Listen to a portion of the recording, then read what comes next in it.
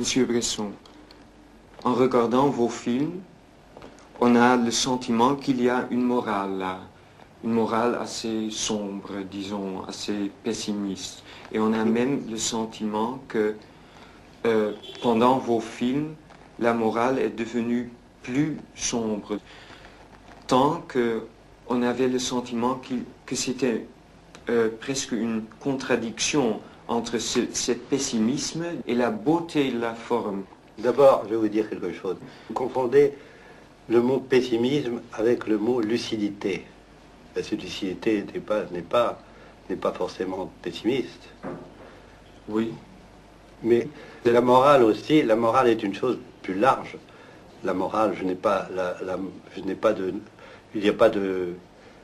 conçois pas une morale noire, mais et les deux choses.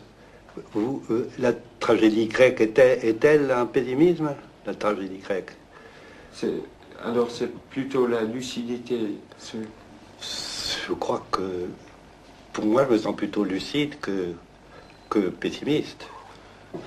Je ne sais pas ce qui va arriver, mais je constate simplement, et il m'est difficile maintenant de prendre des sujets qui sont en dehors de notre époque. Je ne peux pas faire autrement que de rester dans mon époque. Je sens qu'il y a des menaces très lourdes sur le monde entier et qu'il vaut mieux être lucide sans être forcément pessimiste. Vous ne vous regardez pas comme pessimiste, c'est ça? Non, l'alliance de la recherche de la beauté et d'une certaine lucidité, les deux choses ne se contredisent pas du tout, mais pas du tout. Je ne vois pas qu'il y a contradiction. Mais la beauté dans le cinématographe doit être neuve. Je veux dire, si le cinématographe devient un art, tout art a sa beauté, mais il faut profiter de ces deux appareils extraordinaires qui sont la caméra et le magnétophone, surtout de leur assemblage pour écrire quelque chose sur l'écran. Il faut que ce soit neuf, puisque nos appareils sont tout neufs, ils nous tombent du ciel tout neufs. Il faut s'en servir comme d'appareils neufs pour faire du neuf.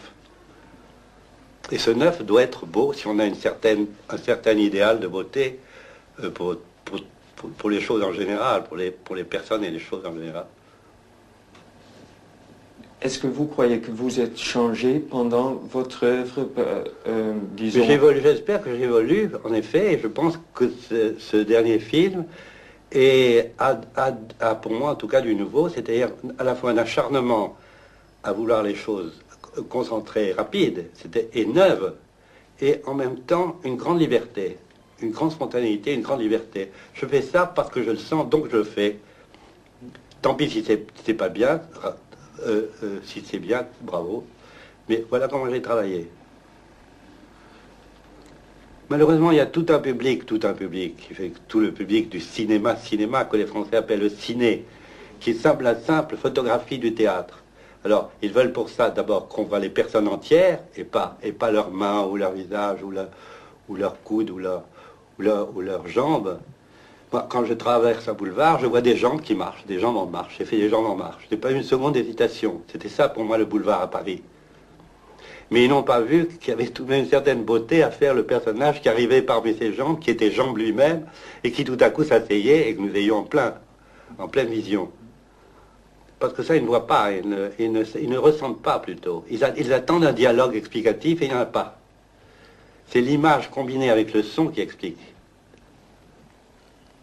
Est-ce que le public va comprendre ce style? Mais non, il ne comprend pas. Il faut comprendre. Si on lui donne toute la journée des films qui sont de la photographie d'un spectacle, il ne comprendra pas.